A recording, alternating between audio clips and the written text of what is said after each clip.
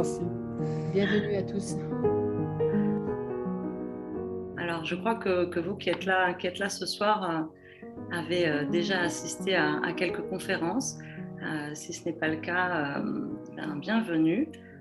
Ce soir, on va écouter Gilles et Rose euh, qui travaillent avec la médecine symbolique, si je ne me trompe pas. On va les laisser se présenter. Mais avant, j'aimerais leur poser quelques questions. Donc, vous travaillez tous les deux ensemble, vous êtes en couple. Oui. Et sous type one-to-one, donc c'est dire le mérite que nous avons. Oui, on travaille ensemble depuis 15 ans, non-stop, tous les jours. Et on a survécu. Notre couple a bien survécu. Et c'est ça, et je me demande comment vous faites pour travailler ensemble et vivre ensemble, comment ça marche? Eh bien, le grand secret, c'est que dès qu'il y a un problème dans le couple, le problème, ce n'est pas l'autre, c'est soi. Et donc, quand on travaille sur soi, on voit les miroirs, on voit notre énéatype. Je vois mon problème quand c'est pour moi et inversement pour Gilles. Et donc, on n'accuse jamais l'autre. Et donc, on peut en parler et puis sortir du bain où on est mal pour voir toutes ces énergies à l'œuvre et puis en fait, mettre de la conscience et sortir de nos compulsions. Voilà. En fait, le grand secret, c'est que on est one-to-one et on s'est rencontrés, on avait déjà fait 2 divorces chacun. Donc, on avait déjà bien travaillé nos compulsions, nos pathologies, on avait bien rencontré nos peurs chacun. Et le premier et unique stage qu'on a fait ensemble, c'est un stage d'énéagramme. Et donc, est-ce que c'est là que chacun vous avez rencontré l'énéagramme ou est-ce que chacun vous connaissiez l'énéagramme avant? Moi, j'en avais entendu parler, mais je ne l'avais jamais pratiqué parce que j'étais enseignant de communication. Et je m'étais dit, c'est encore un truc pour mettre les gens dans des cases, comme l'analyse transactionnelle, la PNL, tout ce qu'on connaissait, les sociotypes et tout. Et je m'étais dit, bon, ça ne m'intéresse pas. Et puis quand on s'est rencontrés, on a eu plusieurs synchronicités qui nous ont dit, allez-y. Et tout de suite, hein, dès qu'on s'est rencontrés. Et là, on a vu nos schémas, mais… Alors moi, je ne connaissais rien du tout, aucun stage avant de rencontrer Gilles. Et donc, ça a été vraiment l'un de mes premiers stages. J'en ai pas fait beaucoup. Et donc là, moi, c'était fulgurant, hein, parce que quand je me suis vue, je me suis dit, c'est pas possible, c'était trop dur sur le coup. Et après, j'ai vu toute ma vie se dérouler. Et en fait, ça fait du bien de mettre du sens sur toutes ces compulsions, ces choses qui nous ont causé des difficultés, des séparations, des problèmes, et de pouvoir s'apaiser, en fait, et de pouvoir s'aimer là-dedans aussi, hein. Pour moi, c'est important d'accepter le chemin et de m'aimer dans tout ça. Et donc, comme ça fait bientôt 20 ans qu'on est ensemble, qu'on s'est remarié une 3e fois, nous, on est quand même osé, hein, on a voulu tester jusqu'au bout. En fait, on peut confirmer ce que dit l'énéagramme, c'est que quand, dans les sous-types, c'est pathologique quand on est pathologique, mais quand on commence à aller mieux, ça devient vertueux. C'est-à-dire, on peut dire qu'on fait un couple envieux, enviable. Il y a des gens qui disent, ouais, vous êtes un beau couple, mais il ne fallait pas voir nos couples d'avant. Alors, ça ne veut pas dire que tout va bien et tout est rose, entre guillemets, tous les jours, parce qu'on a plein de petites choses qui émergent en permanence et jusqu'à la fin de nos jours pour qu'on puisse les régler, les caler. Mais en fait, moi, je sais maintenant que même si ça émerge en moi ou chez Gilles, c'est pas ça que j'aime. En fait, c'est ce qu'il y a au fond de lui, c'est ce qu'il est profondément qui m'intéresse. Et le reste, c'est un épiphénomène qui va passer, ou moi-même, ce que je vis, c'est un épiphénomène qui est révélé, mais qui passera. Et donc, je peux continuer mon chemin en gardant mon estime de moi. Voilà. C'est pour ça qu'on va vous parler de l'âme ce soir. Ouais. Et oui, comment vous avez construit, donc vous avez fait une double rencontre, à la fois vous avez rencontré l'énéagramme et vous vous êtes rencontrés, et comment après vous avez décidé de continuer à explorer l'énéagramme, à découvrir l'énéagramme, comment s'est fait ce chemin depuis une vingtaine d'années? Nous, on l'a utilisé avant de s'installer ensemble, on l'a utilisé au quotidien pour vraiment bosser sur nos polarités, sur nos énéatypes, nos peurs, etc. Et comme par hasard, on a mis pile poil le doigt sur ce qui nous gênait l'un l'autre. Et donc, ça nous a beaucoup fait travailler pendant, on va dire, 3-4 ans. Ouais. Et après, quand on s'est installé ensemble, on a trouvé comme par hasard un lieu qui arrivait tout de suite. Et c'était un lieu d'accueil de stages et de séminaires qui recevait beaucoup de public et de maîtres de stage. Et nous, on faisait la cuisine, on faisait l'hôtellerie. Et par contre, on a rencontré qu'est-ce que c'est que la gestion des groupes au quotidien, c'est-à-dire quand ils viennent avec plein de demandes dans la cuisine, avec plein de récriminations, avec plein d'exigences, et puis il faut tout leur donner, puis rien payer, enfin tout ça. Donc on a eu pas mal de travail à faire là-dessus. Après, le deuxième aspect, c'est que c'était beaucoup de stages d'énergétique. Et vite, on s'est rendu compte que ça polluait notre lieu. Et c'est comme ça qu'on est rentré dans la médecine symbolique en voulant nettoyer notre lieu des pollutions qu'on avait. Et on s'est rendu compte que donc on a beaucoup appris grâce à l'énéagramme et aux énéatypes qui venaient. Par exemple, les sous-types alimentaires, on les repère tout de suite quand ils viennent chez nous. Ils ont tout de suite une allergie, quelque chose qui ne va pas aller comme… voilà, ils ne peuvent pas faire comme tout le monde, on pourrait dire. Il faut qu'il y ait un petit épée de travers, moi je dis, voilà, et qu'il fasse que moi, je ne peux pas tout manger. Voilà. Donc, quand il y a un maître de stage qui est sous-type alimentaire, même sans parler de son énéatype, tout de suite, on a le voyant qui s'allume parce qu'on sait que comme on fait à manger et qu'on va les faire payer, on va avoir deux choses qui vont les embêter. Alors, quand c'est des sous-types one-to-one, ça passe bien. Quand c'est des sous-types sociaux, c'est pas pareil. Mais les sous-types alimentaires, ils vont tout le temps nous poser des problèmes. Oui, alors vous dites alimentaire, c'est vrai que moi j'appelle ce sous-type conservation. Je crois que dans d'autres terminologies, c'est le sous-type survie. Voilà, ce que vous appelez le sous-type one-to-one, c'est tête-à-tête en français. Moi je dis sexuel, je garde la terminologie espagnole.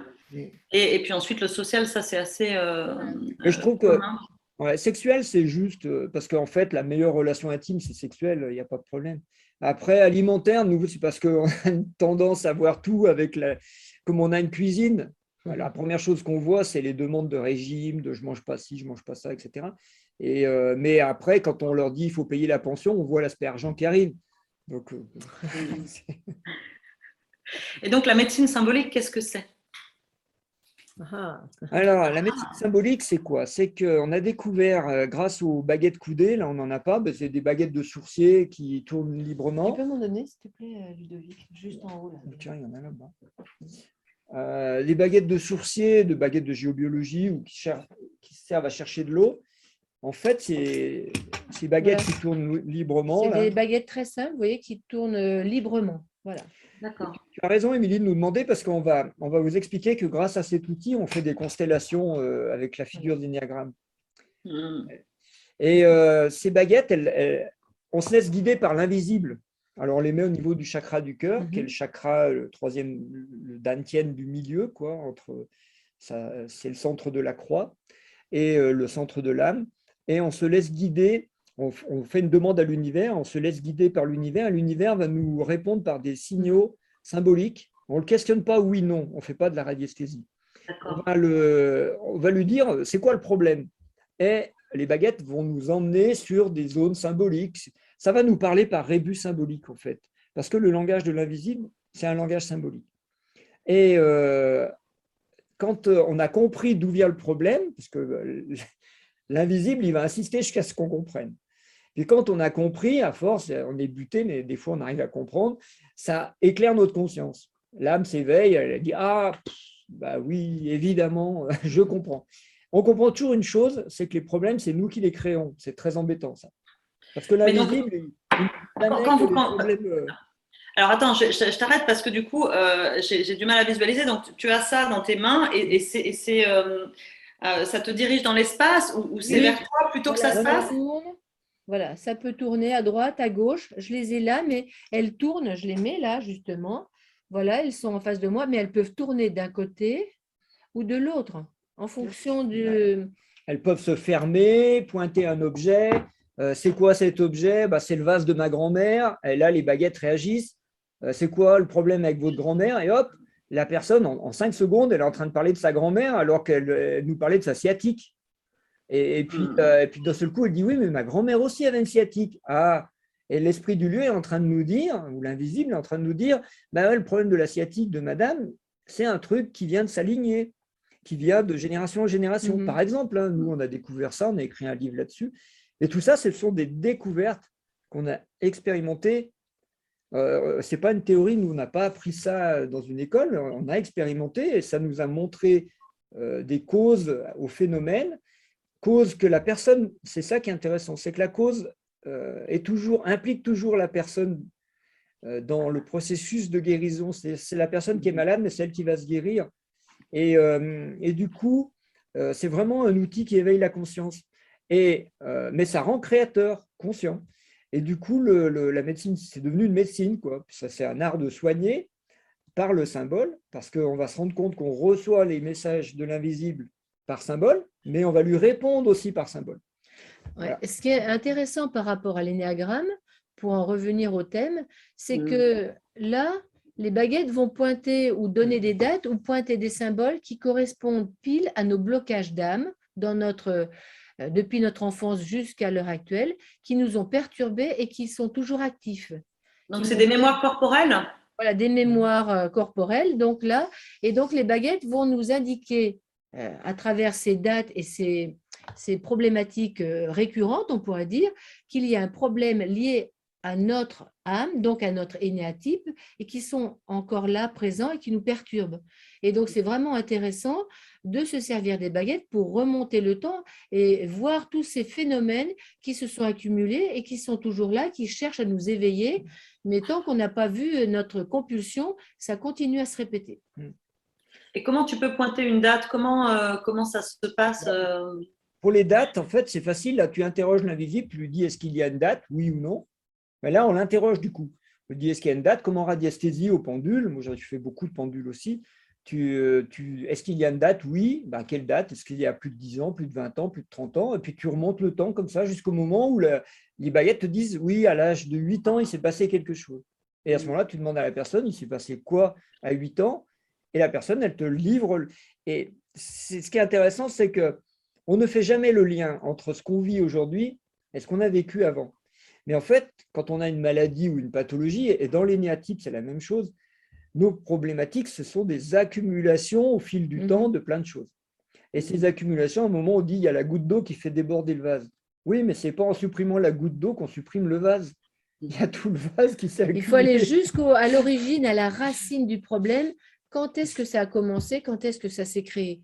Et pour l'énéatype, ça s'est créé déjà dans l'enfance, ça a été renforcé par le bain dans lequel on est, la famille, le milieu socioculturel, mais il y a aussi la part innée au niveau de l'âme qui vient d'avant, le karma. Et donc l'âme arrive déjà avec cette prédisposition, il faut bien aller mettre de la conscience dedans pour que ces phénomènes s'arrêtent ou se transforment.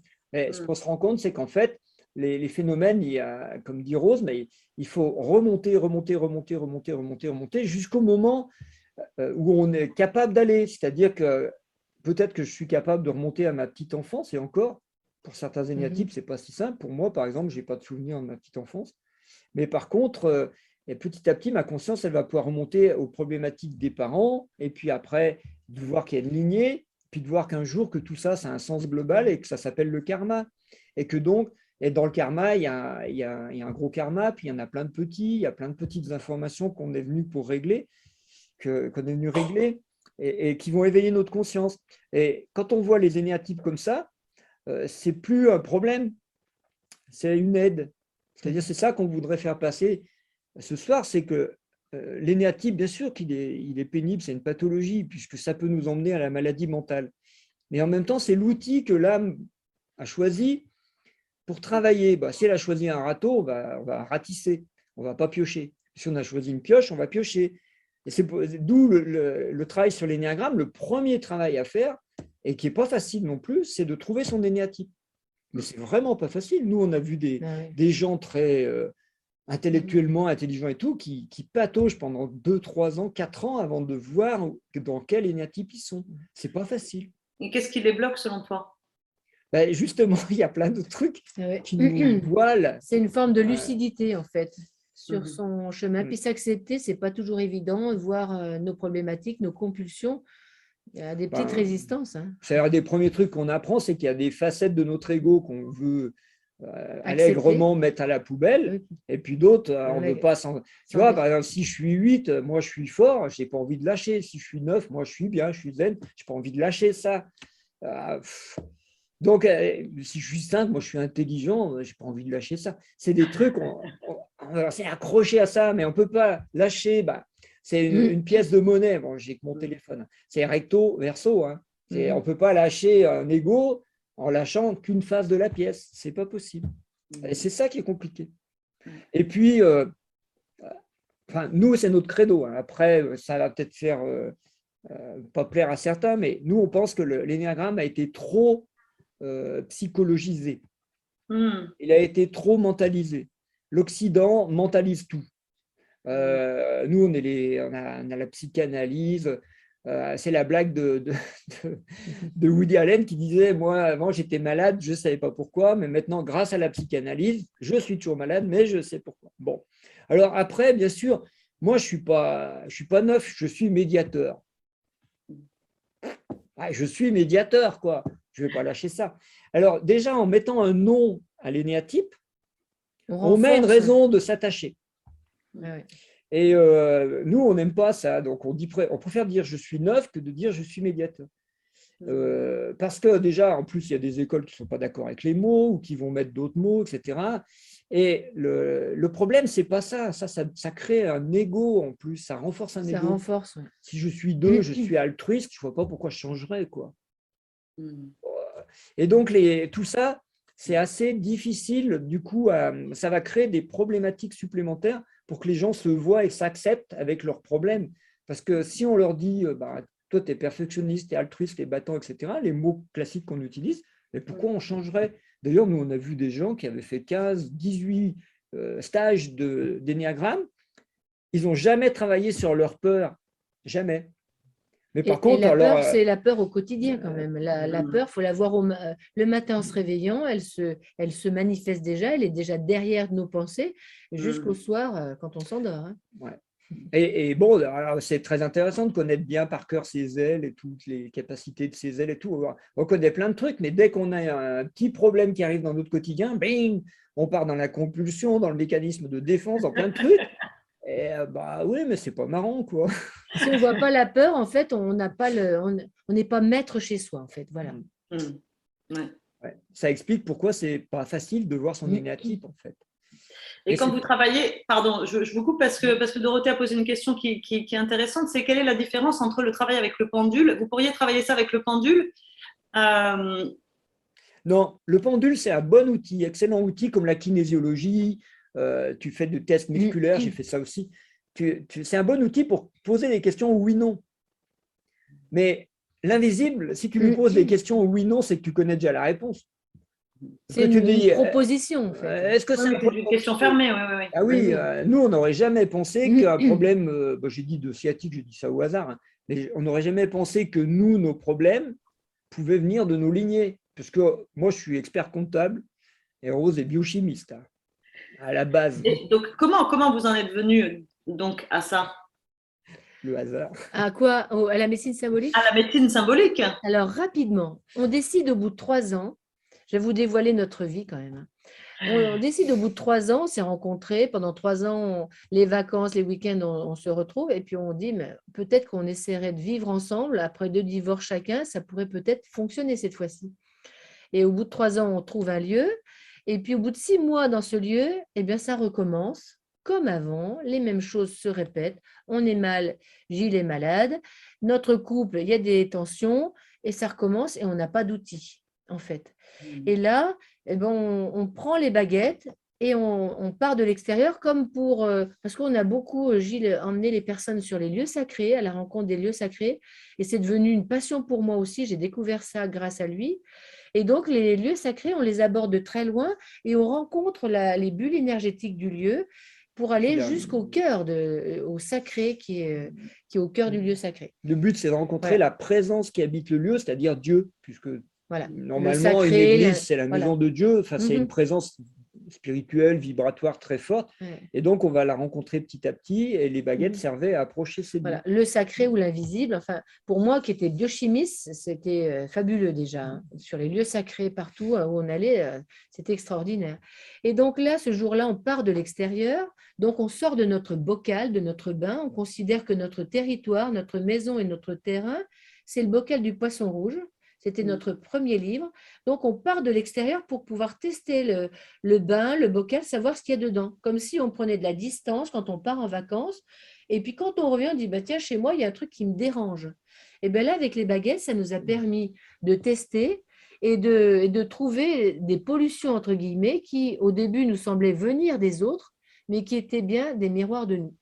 Et donc, ça nous a appris ce jour-là d'abord à se rendre compte que la maison, c'était le miroir du corps, et puis que ce qu'il y avait dedans qui nous perturbait, on avait toutes les capacités de les transformer, puisque c'est nous-mêmes qui avions créé ces pollutions mentales, souvent. Voilà.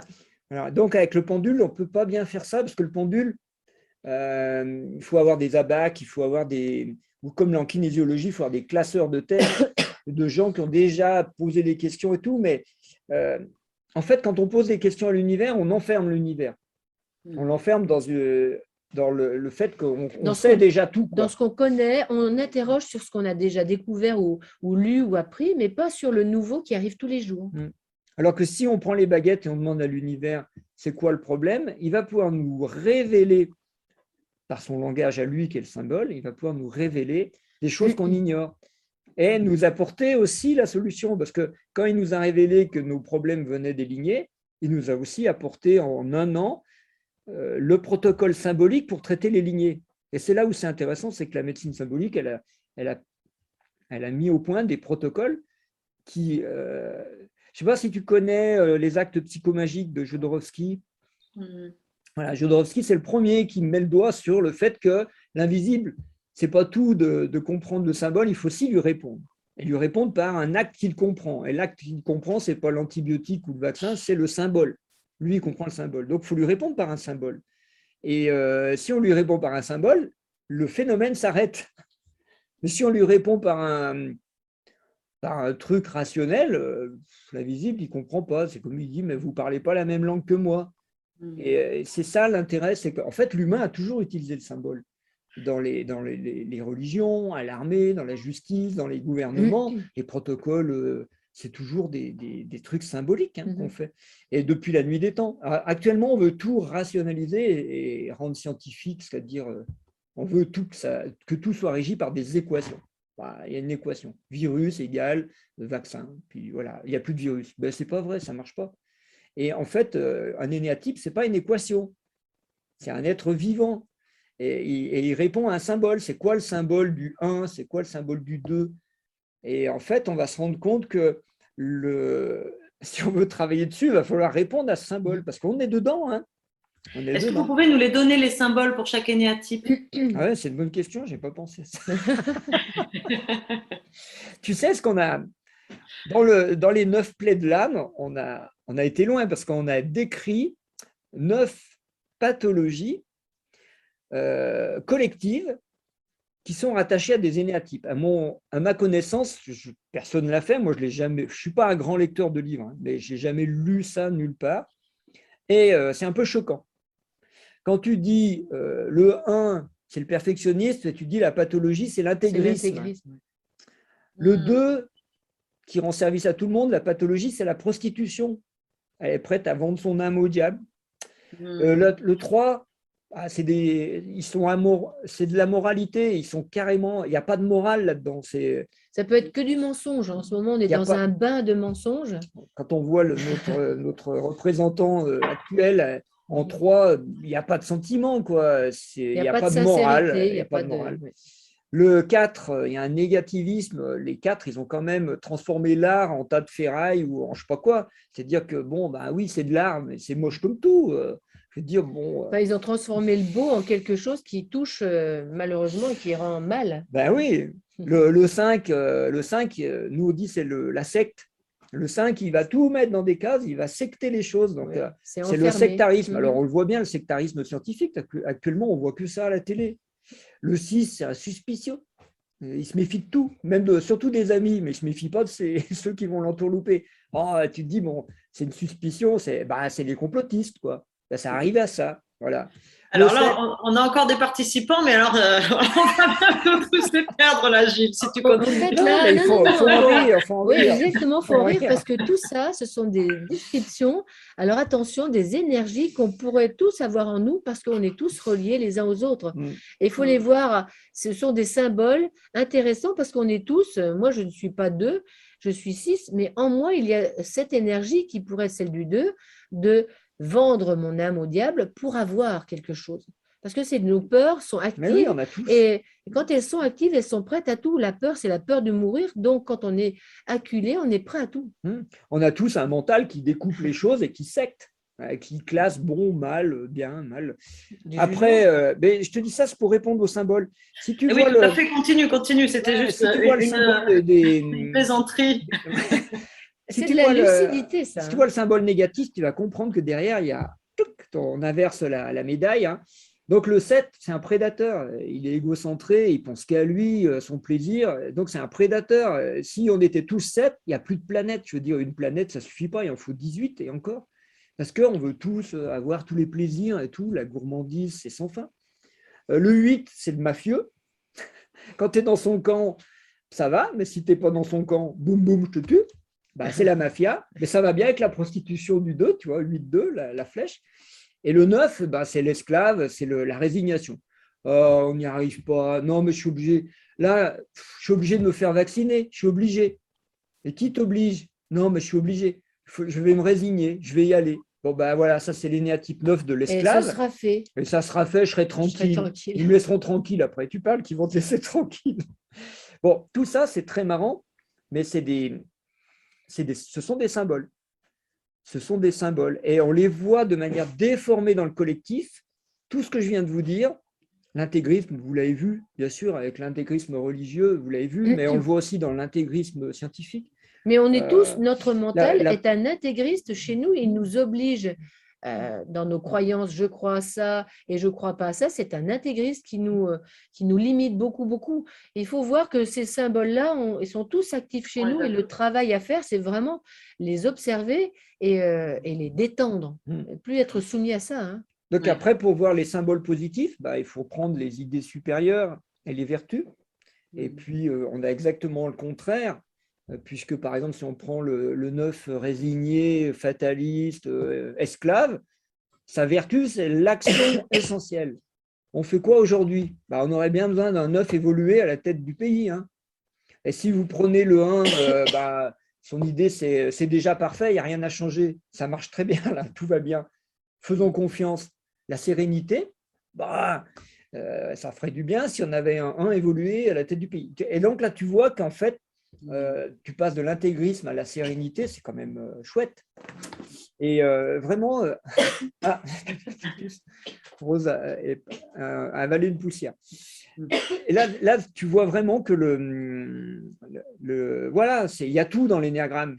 Et il vaut mieux en rire hein, quand on voit les trucs négatifs comme Mais tu peux continuer à nous faire la roue du coup des vertus. bah, vous les connaissez tous, je pense. Non, non, non, on ne croit pas, parce qu'on a chacun Ouais. notre terminologie, on a chacun. Donc, je pense que ça intéresse vraiment que tu nous les donnes toutes. Tu veux voir si je les connais par cœur. Hein, Non, non, non, j'ai non, vraiment non, envie mais d'avoir votre vision. oui, eh ben, après, le point 2, tu sais, l'idée supérieure, c'est la liberté.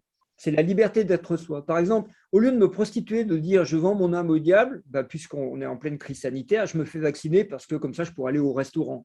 Non, moi, je refuse. euh, je refuse de vendre mon âme au diable. Mais du coup, j'achète ma liberté. Je suis libre. Je suis libre. Je fais ce que je veux. Mais au moins, je suis en paix avec mon âme. Parce qu'on va le voir après, on voudrait développer la notion du taoïsme des trois cadavres. On va voir que la 2, le point 2, c'est souvent une femme, elle vend son âme au diable. Du coup, son âme, elle est où? Elle est où son âme? Elle ne sait pas. Elle croit que c'est son âme qui parle, mais en fait, ce n'est pas son âme. C'est un truc qui voile son âme. Et quand tu touches la liberté, bah, tu peux être aimé pour qui tu es, tout simplement. Puis voilà. Et voilà, bon, tu veux que je continue comme ça? Le 3, l'idée supérieure du 3, tu sais, c'est l'espoir. Et là, on en aurait bien besoin, tu vois, en ce moment, d'avoir l'espoir. On a un président qui apparemment est un beau 3, bien figé. Bah, il ne nous donne pas tellement d'espoir. Hein. Moi, ça me donne pas de l'espoir d'entendre parler de guerre à tout bout de champ, d'entendre parler de mensonges, de magouilles politiques et de l'entendre mentir sur les chaînes de télé et que personne ne le reprend. Bon, ça m'énerve, quoi. C'est pas marrant. Et elle est où la sincérité émotionnelle? Elle est où? Il y en a pas. On peut pas croire, on peut pas écouter ça. Pour les 4, l'équanimité et le sens de l'origine, que dans ce bazar dans lequel on vit, c'est là qu'il y a l'esprit et qu'il y a le divin et qu'il y a Dieu ici. Et, alors que les 4 croient que le Dieu, il n'est pas là, quoi. Et ben, on aurait vraiment besoin de trouver ça. Le 5, l'omniscience, d'être juste vide et de laisser venir. Et hop, nous, ce qu'on fait aux baguettes, c'est ça. Tu vois. On interroge l'invisible, on lui demande, bah, dis-nous. Et l'invisible nous dit, on n'est pas obligé de s'empiffrer des dictionnaires. Et on a découvert des trucs qui marchent alors qu'on n'a pas fait d'études de médecine, tu vois. On a juste regardé les symboles, on les a analysés, Et l'omniscience, on y a tous accès. Il n'y a pas que les 5. Tout le monde peut faire le vide dans sa tête et l'esprit te féconde et te dit. Et le 6, c'est la foi, avoir la confiance, tu vois. Et puis aller tranquillement dans notre vie en ayant confiance dans notre propre autorité, notre propre valeur. Ça serait super. Le 7, c'est très important. Le point 7, vraiment, il est important parce que le 7, autant il est gourmand, prédateur et qui fait n'importe quoi, et comme un gamin accadré, autant dans sa vertu, c'est celui qui sait qu'il faut bosser sur soi. Et que pour bosser sur soi, ce n'est pas facile. Lui, il dit non, non, je ne veux pas voir ça, je préfère m'amuser, ou je ne veux pas grandir. Mais au fond, il sait que si, il faut grandir et bosser sur soi, parce que c'est comme ça que l'âme s'éveille et que la conscience s'éveille. Bon, ça ferait du bien si on allait vers ça.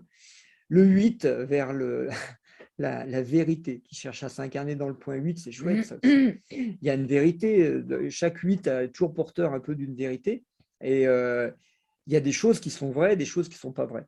Et nous, par exemple, aujourd'hui, on travaillait avec un groupe. Je vous donne des exemples comme ça du quotidien pour vous montrer comment ça marche. Oui, c'est important. Bah ouais, parce que moi, je suis 9, puis je développe un peu une L8 maintenant. J'étais plutôt L1, puis je développe une L8. Et si quelqu'un me dit, comme j'avais eu aujourd'hui, qu'est-ce qu'on a vu comme phrase qui était intéressante, c'était je me suis fait vacciner pour être tranquille. Quelqu'un nous dit ça dans le groupe parce que ça le travaille quand même un peu. Je me suis fait vacciner pour être tranquille. Mais ce n'était pas tout à fait cette phrase. Comment c'était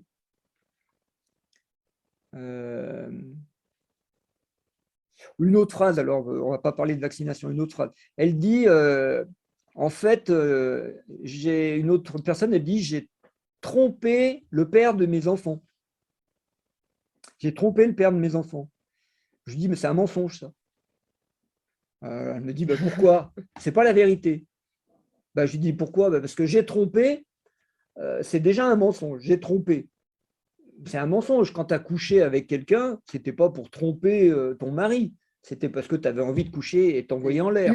L'intention, elle n'était pas de tromper l'autre. D'accord? Donc, ton intention, voilà. L'intention que tu avais en couchant avec quelqu'un, c'était de t'envoyer en l'air. Ce n'était pas de tromper l'autre. Donc, c'est un mensonge de dire j'ai trompé. Tu dois dire j'ai couché avec quelqu'un. Je me suis envoyé en l'air. Ça, c'est vrai. Mais j'ai trompé.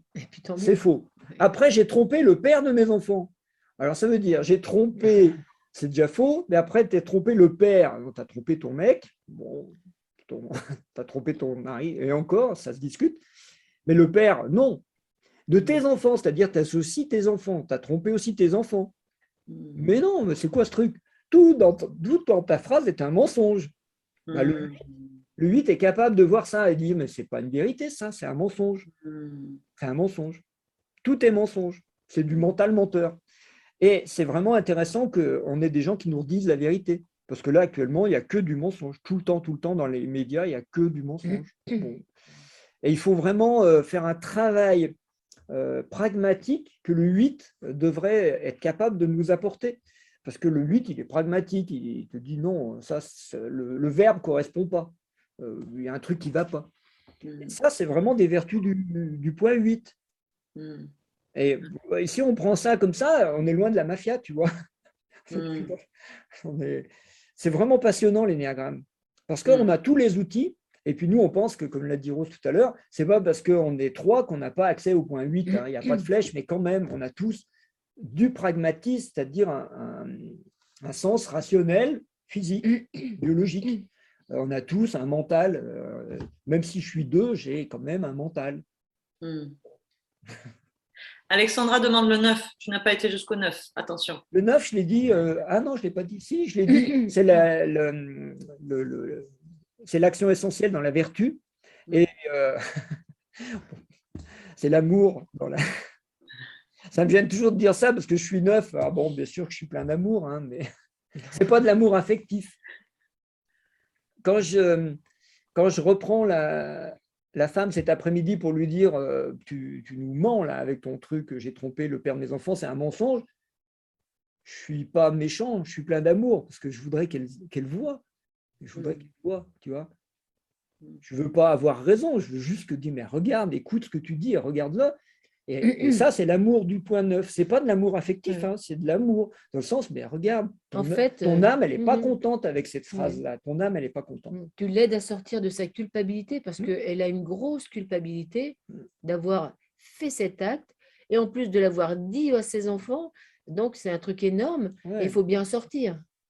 Le point 9, comme c'est le point de la séparation, c'est le roi de la culpabilité. Moi, j'ai écrit un gros livre qui s'appelle la culpabilité, pour me soigner, hein. La culpabilité, l'émotion qui tue, là, chez Très Daniel. Et c'est un gros livre qui fait référence parce que c'est la culpabilité, tout le monde en a. Il y a 9 culpabilités. Et les gens qui te disent je ne suis pas coupable, ce n'est pas vrai. Hein. C'est pas vrai.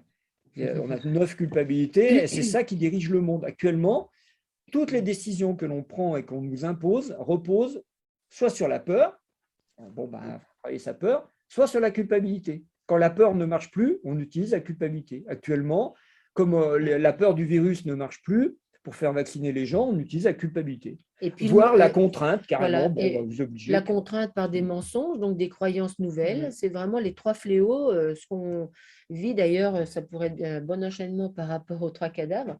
La peur, culpabilité et croyance, c'est vraiment les 3 niveaux où on est pris et ça nous empêche d'aller vers qui on est. Les peurs au niveau instinctif basique, la culpabilité au niveau de l'âme existentielle et puis les croyances dans la tête. Et quand on est pris par ces 3 niveaux, eh bien on devient des moutons, on est malléable, on subit en fait. Ouais.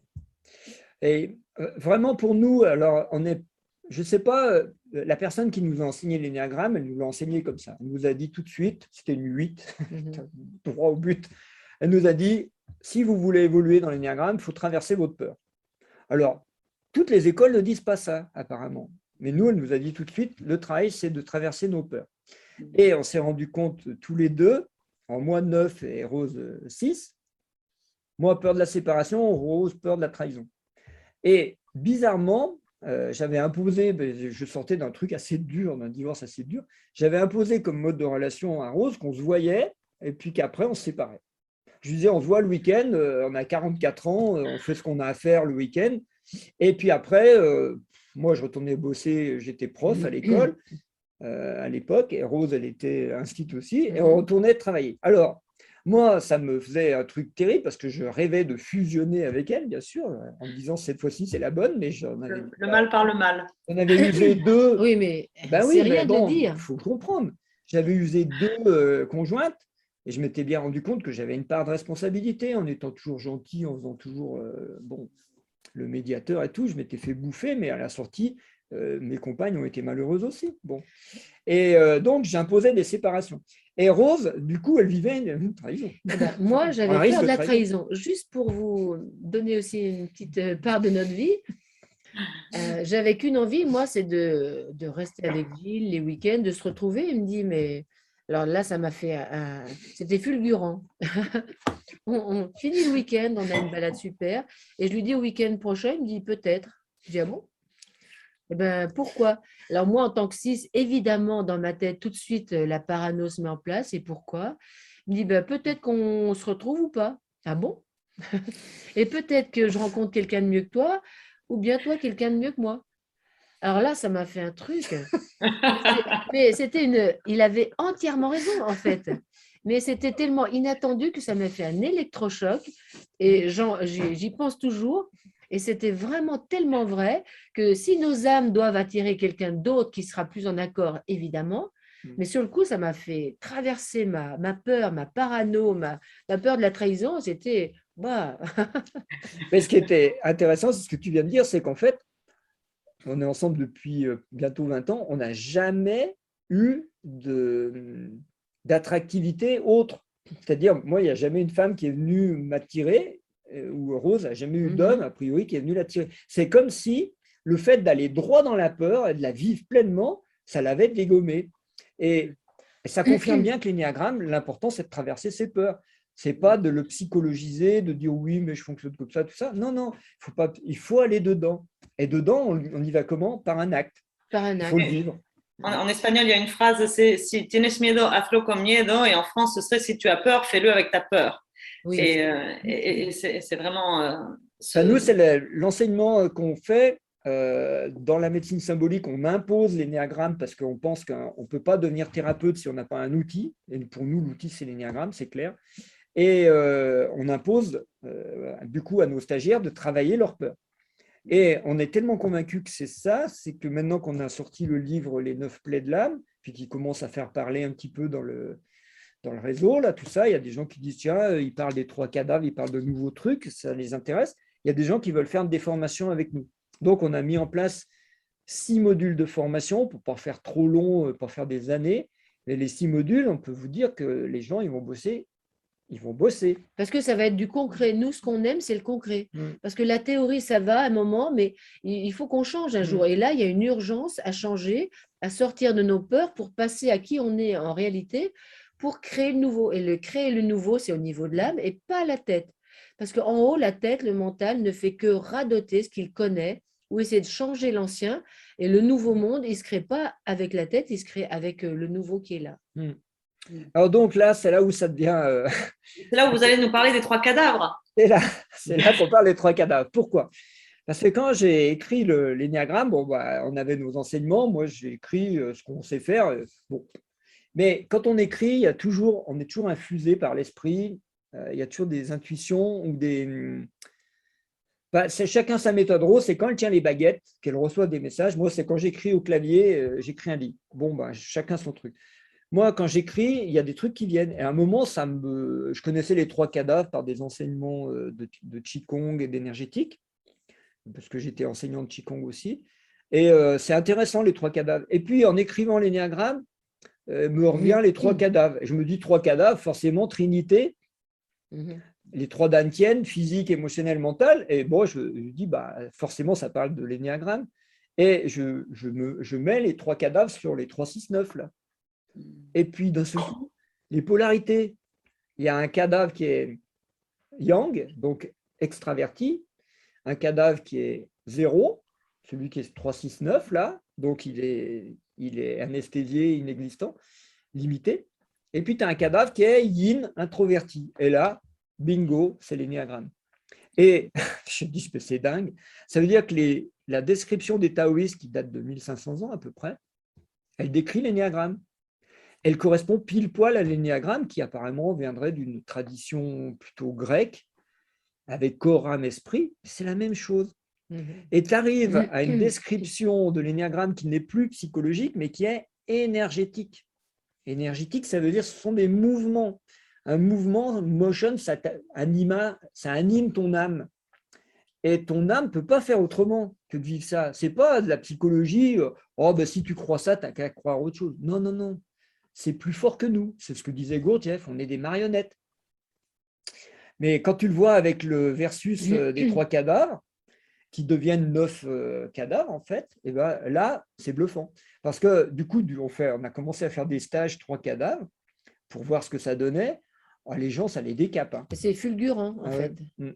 Tout de suite, ils se voient, tout de suite, ils voient l'énergie en eux qui est active et qui les maintient dans la compulsion et qui veut aussi aller toucher l'autre en face et contaminer. En fait, c'est étonnant, hein, comme la personne qui raconte les mauvaises nouvelles.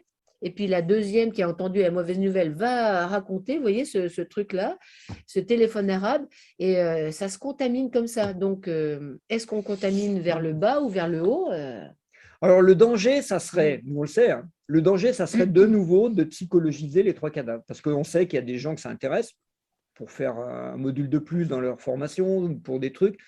C'est pas ça, les 3 cadavres. Ça serait dommage Et donc, comment ça dentaires. fonctionne? Ouais, Comment on travaille sur ces trois cadavres? ouais, je vais les expliquer. Mais tu vois, je mets en garde les auditeurs. Ça serait dommage d'en faire un module de plus en disant, bon, vous avez fait les neuf éniatypes, vous avez fait vos sous-types, vous avez fait vos ailes, vous avez fait les flèches quand vous allez mal, vos désintégrations, vous avez fait votre évolution. Ben là, il y a un nouveau truc, vous allez faire vos cadavres.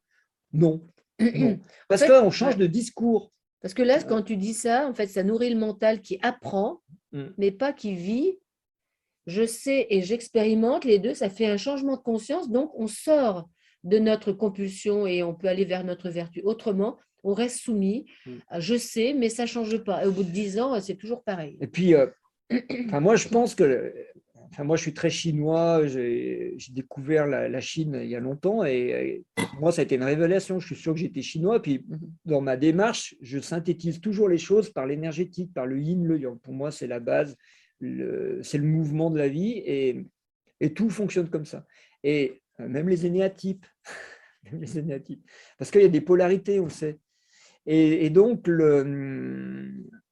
ça serait dommage de le psychologiser. Puis surtout, moi, je pense que en le psychologisant, en le rendant un truc un peu comportementaliste, je ne sais pas quoi, ce qu'on pourrait dire, on va retomber dans les descriptions des énéatypes et ça ne va rien apporter aux gens. Il faut avoir une base quand même énergétique chinoise. Il faut comprendre qu'il n'y a pas de séparation entre le yin et le yang, ce sont des mouvements qui bougent sans arrêt et des expressions, mais qui ne sont plus fortes que nous.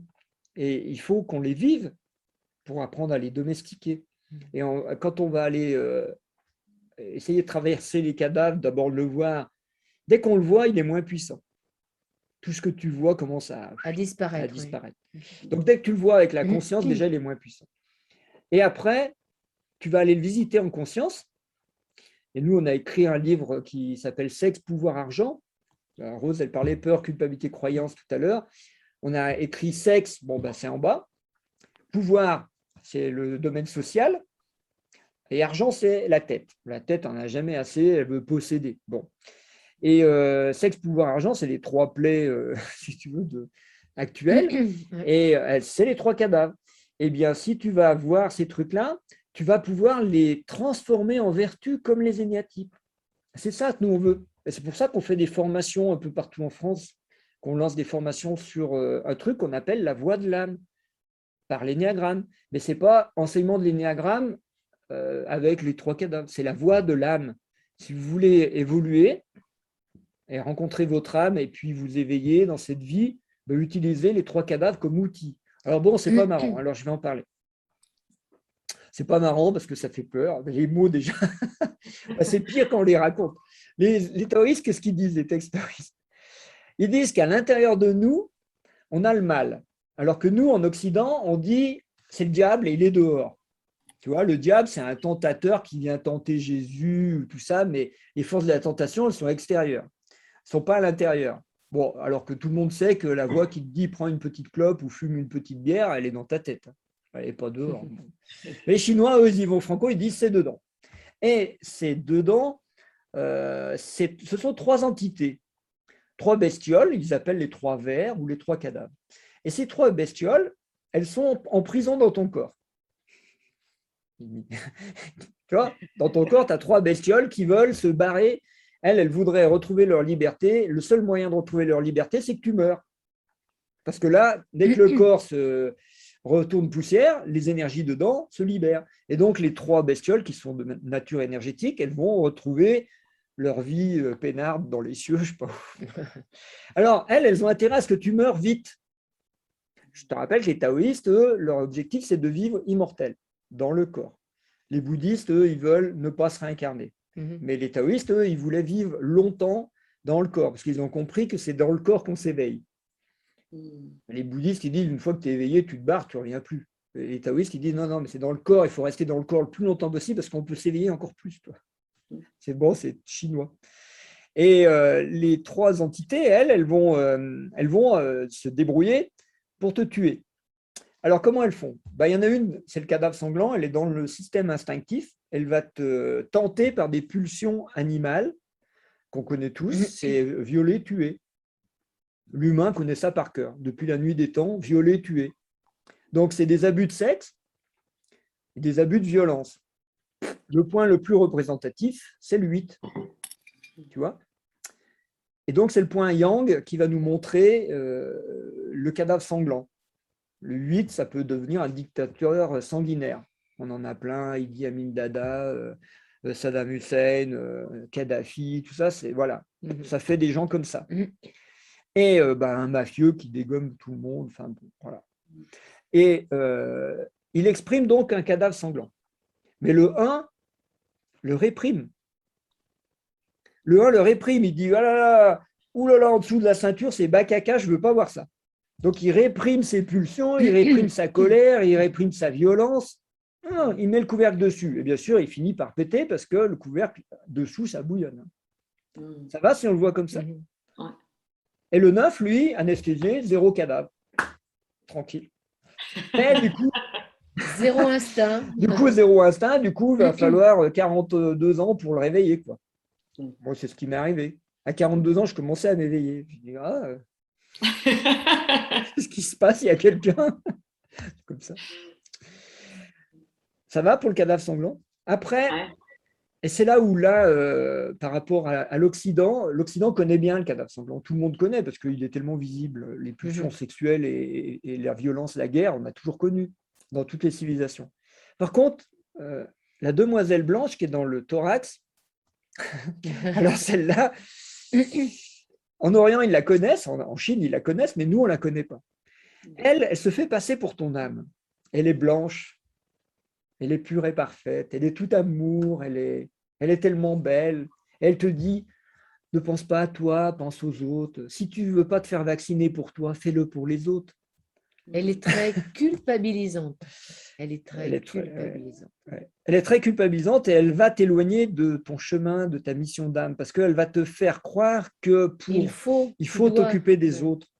Il faut faire certaines choses. Il faut t'oublier, puis il faut faire certaines choses qui sont bien. Par exemple, il faut être fidèle à son mari, c'est bien. Ouais, mais si ton mari, c'est un alcoolique imbuvable, peut-être qu'à un moment, il faut se barrer, c'est de la survie. Moi, je dis ça, je suis pragmatique, hein. Mais une demoiselle blanche, elle va mettre des années parce que vont penser les voisins s'ils savent que je quitte mon mari, le père de mes enfants, tiens, comme tout à l'heure. Et en fait, cette pseudo-morale, parce que ça agit par la morale culpabilisante, elle nous entourloupe, hein. Elle nous entourloupe complet. L'endroit où on le voit le plus, c'est le point 2, qui est le point yang. La 2, elle se fait entourlouper à se mettre au service toute sa vie des autres, et puis à la fin de sa vie, à se retrouver malheureuse toute seule. C'est terrible. On a fait une harmonisation où quelqu'un nous a parlé elle travaillait dans un vieux monastère de bonnes sœurs, 2. Bien sûr, il y a plein de 2 dans les bonnes sœurs, elles sont mariées avec le Christ, et elles espèrent qu'elles auront le paradis. Mariées avec le Christ, c'est quand même vachement bien, quoi. Déjà, tu ne couches pas, donc c'est bien. Tu ne touches pas au sexe, parce que c'est interdit. Mais en plus, comme tu es marié avec Dieu, le Fils de Dieu, tu vas avoir le paradis. Sauf qu'en fin de vie, elles ne se sont jamais occupées d'elles, réellement, elles sont toujours dévouées aux autres. Sont des religieuses. En fin de vie, elles ont plein de pathologies qui leur arrivent parce qu'elles ne se sont pas occupées d'elles. Donc, elles se retrouvent infirmes dans ce fauteuil roulant, elles se retrouvent avec des maladies invalidantes, avec des problématiques sexuelles surtout aussi. Bah oui, il y a plein de cancers. Bon. Et elles se retrouvent du coup en colère, mais une colère terrible, aigrie contre la divinité qu'elles ont aimée. Et qui n'a pas répondu, qui ne les a pas protégées. En fait, et donc, la personne nous a dit, j'étais obligée de quitter le job que j'avais au bout de 3 ans parce que c'était insupportable. Elles n'arrêtaient pas de m'agresser parce que moi j'allais bien, elles m'agressaient. Parce qu'elles allaient mal. Mais pourquoi elles vont mal? Parce qu'elles ne se sont pas occupées de leur âme. Et pourquoi elles ne se sont pas occupées de leur âme? Parce qu'il y a une demoiselle blanche qui leur a dit toute leur vie qu'il fallait s'occuper des autres. Et ça, c'est le point 2. Et le point 4, pardon, qui est le point yin de la demoiselle blanche, au lieu de détruire, de faire s'éloigner comme ça, il va carrément détruire l'âme de la personne. Il va lui dire qu'elle est nulle, qu'elle est mauvaise, qu'elle est ratée, qu'elle n'a pas sa place ici. Le négatif, on le voit bien, par exemple, comme un 4, comme le chanteur Renaud, c'est pathétique quoi, de voir comment les 4 s'autodétruisent. Mais qui fait ça? Ce n'est pas le 4, c'est la demoiselle blanche. Et là, tu commences à voir l'intérêt d'utiliser le cadavre pour décrire l'énéatype, c'est que tu peux dire à un 4, mais c'est pas toi. L'autre jour, j'avais une 4 qui vient, elle était désespérée parce qu'elle n'arrive pas à gérer sa gamine qui a 9 ans, elle vit seule, elle dit j'y arrive pas, elle ne veut pas aller à l'école, elle a les bras qui tombent, elle a tout qui tombe dans les 4, tu sais, quand ils sont négatifs, il y a tout qui tombe. Et je lui dis, mais c'est pas toi ça qui dit ça, c'est pas toi qui parle là. Elle me dit, bah, c'est qui? Je dis, bah, c'est ta demoiselle blanche. Et du coup, la personne, qu'est-ce qu'elle fait? Elle se dissocie du problème. Et elle peut le regarder de l'extérieur. Elle dit, ah, je te vois. Celui qui dit en moi, j'y arrive pas, je suis nul, je suis une mauvaise personne et tout.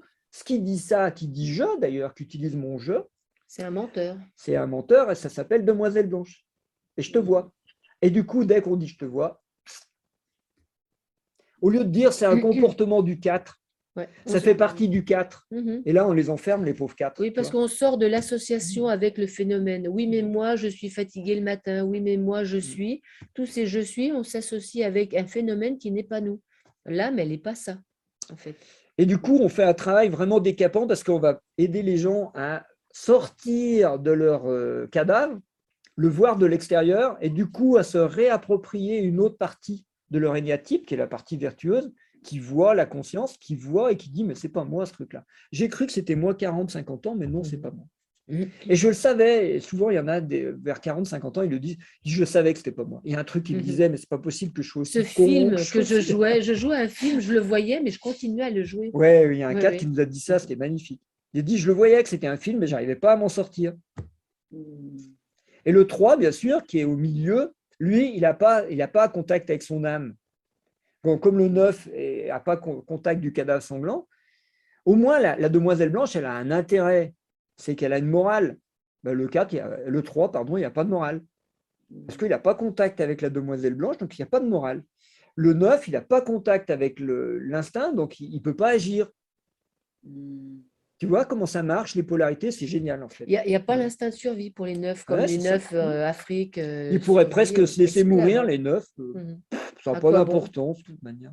Et les 3, ils n'ont pas de morale du coup, parce que la demoiselle blanche, elle n'est pas active, elle est congelée. On dit le 3, il est congelé.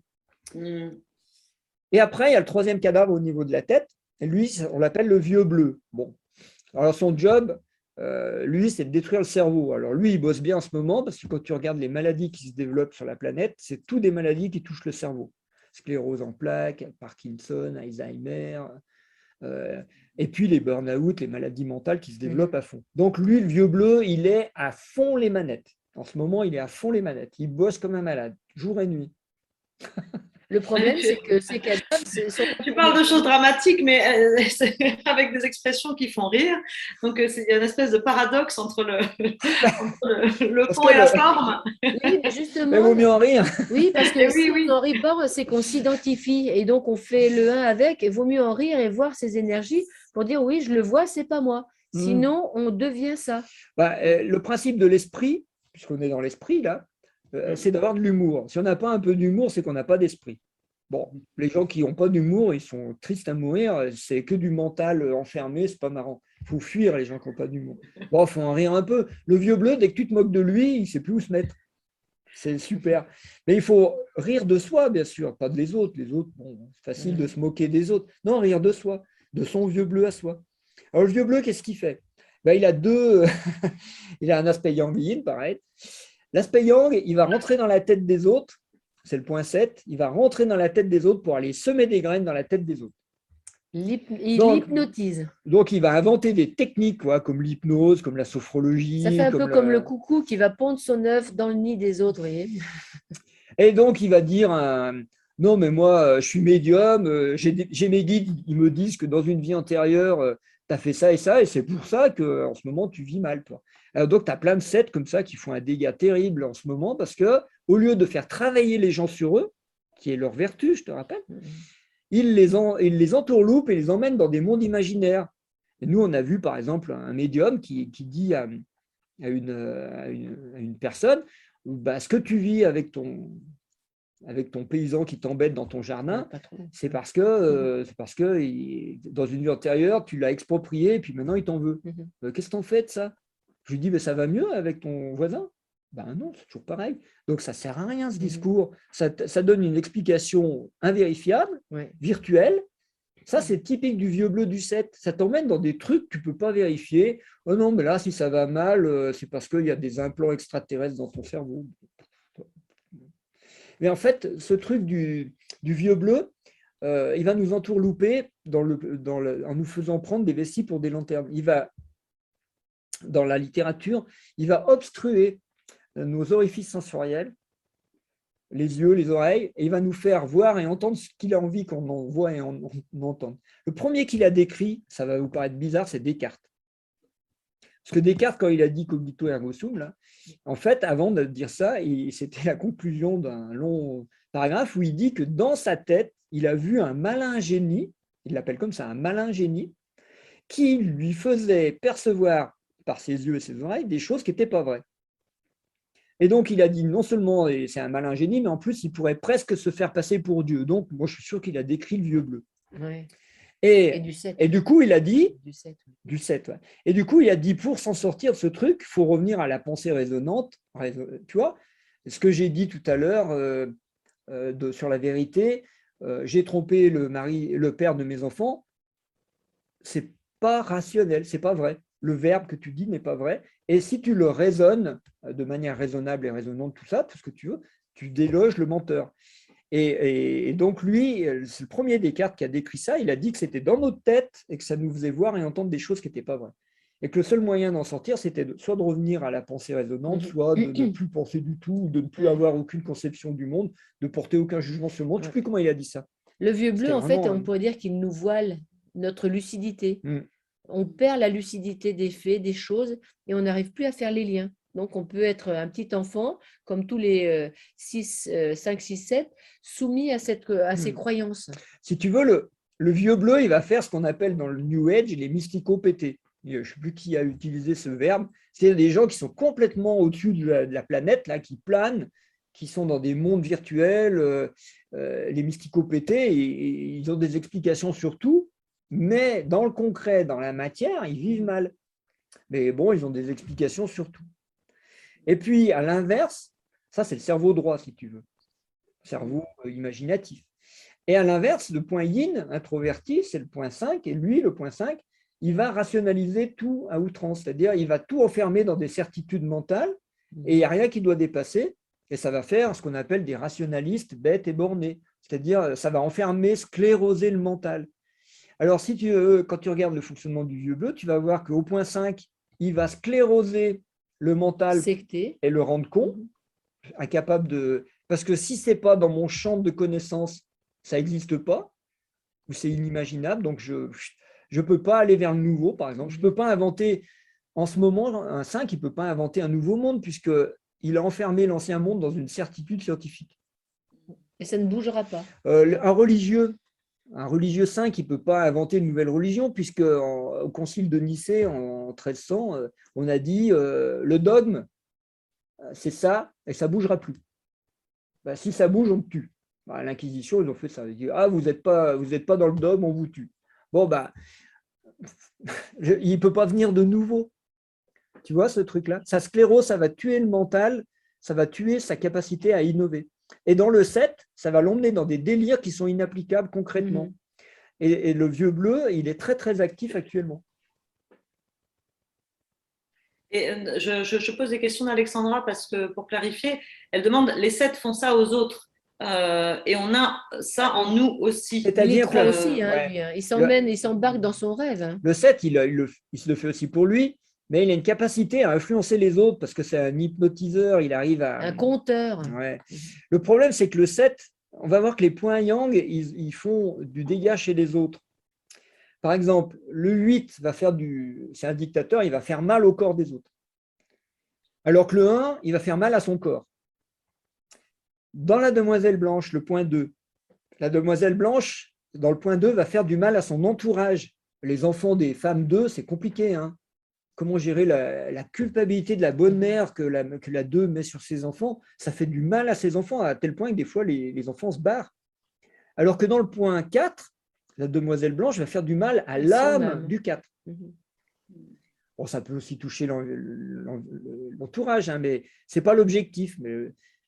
Et dans le vieux bleu, on va voir que le 7, qui est yang, va faire du mal au cerveau des autres, parce que les gens qui rentrent dans les croyances des 7, ça les embarque dans des trucs. Et par contre, dans le 5, ça va faire du mal au cerveau du 5, à son propre cerveau, ça enferme son cerveau. Et puis, on n'a pas parlé du 6. Le vieux bleu, il est bloqué à l'âge de 4, 5 ans, 6 ans. Le 6 est bloqué dans un petit enfant. Donc, le mental du 6, il est bloqué. Il ne peut pas réfléchir. On a vu tout à l'heure quelqu'un qui est 6, qui, dans un protocole de soins de médecine symbolique, se met à pleurer en disant « je ne peux pas retenir toutes ces phrases. Je ne peux pas retenir toutes ces phrases. » Je lui dis « mais qui parle? Qui dit ça en toi ?» Tu vois, toujours pareil. Qui dit ça en toi? Et là, tu l'as dissocié et tu lui dis « regarde, ce qui parle en toi, c'est une petite gamine de 4-5 ans, bloquée mentalement à 4-5 ans. C'est un mental de 4-5 ans qui dit « j'y arriverai pas ». Et ce n'est pas toi, parce que toi, tu en as 50. Et du coup, par un exercice simple, elle prend conscience qu'en fait, elle peut utiliser le verbe comme elle veut, à condition de ne pas laisser parler ce vieux bleu bloqué à 5-6 ans. Et c'est vraiment très, très intéressant pour sortir des problématiques. Il faut le voir, le nommer. C'est un travail, quoi. Comment Tu vas t'inscrire à notre formation, Émilie. Oui, alors Alexandra, du coup, pose la question pour le 3, mais c'est vrai, alors pour le 3 qui n'est pas occupé ni par la dame blanche, ni par le vieux bleu, comment ça se… Alors, c'est une bonne question. Ça nous aide à faire notre programme, nous. Quand tu as un point yang, il va falloir le calmer, l'adoucir. Un cadavre sanglant, violent, il faut l'adoucir. Quand tu as un point yin, il faut le libérer. Et quand tu as un point anesthésié, un point 0, comme les 3, 6, 9, il faut aller le chercher. Il faut le révéler. Il faut le révéler, il faut aller le chercher. Le 9, il a besoin d'aller chercher son instinct sexuel. Le 3 a besoin d'aller chercher son âme. Il a une âme, si, comme tout le monde, si. Et le 6 a besoin d'aller chercher son mental. Si, il a un mental qui marche, comme tout le monde. Mais il faut aller le chercher. Donc, c'est pour ça qu'on dit les 3, 6, 9. C'est des points qui ont un avantage, c'est qu'ils sont sur le triangle. Donc, nous, on a accès aux 3 niveaux d'emblée par les flèches. On a accès aux 3 niveaux. Mais on a un boulot qui est plus dur à faire parce qu'on part de 0. On part de 0. Les outils, au début, on ne les a pas, donc on est en manque. Et donc, il ne faudra pas les construire, ils sont là, mais les révéler. C'est tout un travail. Et quand on les révèle, en fait, on révèle leur pleine puissance. On n'est pas décalé comme les 7 dans un imaginaire ou enfermé comme les 5. On est directement au cœur du système qui peut faire des liens, qui peut écouter. Parce que le mental du 6, après, peut entendre justement les intuitions, ce qui doit venir. On fait une demande et on apprend justement en formation à faire la demande avec le verbe et à laisser venir dans notre outil mental l'information de l'univers pour avoir une réponse à la problématique. Ouais. Voilà. Et c'est un travail, hein, mais c'est un travail qui est passionnant parce que là, du coup, tu as des résultats. Tu vois, par rapport à… Les gens changent. Oui. Nous, on voit pour nous, hein, parce qu'on n'était pas comme ça. Hein. Enfin bon, quand on s'est connus il y a 20 ans, on était déjà bien, parce qu'on avait 44 ans, on était déjà bien. Mais là, à 63, on pète le feu, on est super, quoi, tu vois. Mais donc, ce travail avec les cadavres se fait de manière corporelle, avec… Ouais. Alors, tu peux faire du travail corporel, mais nous, ce qu'on utilise, bon, après, on ne va pas donner tous nos outils, hein, parce qu'on va pas passer un enseignement ici, mais ce que tu vas utiliser, c'est le vécu des gens. Ça, c'est primordial. Mais on le fait déjà en énéagramme. Hein.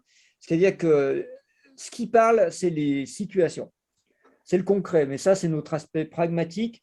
Il ne faut pas inventer des situations et puis même de dire, tiens, on va faire un jeu de rôle, on va vous mettre dans le rôle de ça, ça peut être intéressant parce que ça fait émerger des choses. Mais ce que les gens ont vécu dans leur quotidien ou ce qu'ils vivent aujourd'hui dans leur quotidien, ça, c'est vraiment bien. Mais en médecine symbolique, c'est déjà ce qu'on fait. On utilise le vécu des gens. Et donc, en médecine symbolique, on a mis au point aussi autre chose avec les baguettes. En fait, c'est laisser parler l'âme de la personne et comme si elle venait du fin fond de l'univers, de là où elle était avant l'incarnation. Et en s'approchant de l'incarnation, donc du terreau familial et du terrain d'incarnation de l'âme, quand elle se densifie, en fait, là, on peut avoir accès à toutes les informations karmiques qu'elle a travaillées et qui demandent à être nettoyées. Et donc, on a mis au point ce protocole et les personnes vivent énergétiquement et avec puissance toute cette errance de l'âme qui est bloquée par un karma qui l'empêche d'aller directement dans l'incarnation, le nettoyer, le composter, nous on dit, et pour accéder à son terreau familial et en tirer le positif, en tirer les atouts qu'elle n'a pas vus. Vous voyez, l'inverse de oui, mais mon père était comme ça, ou mon.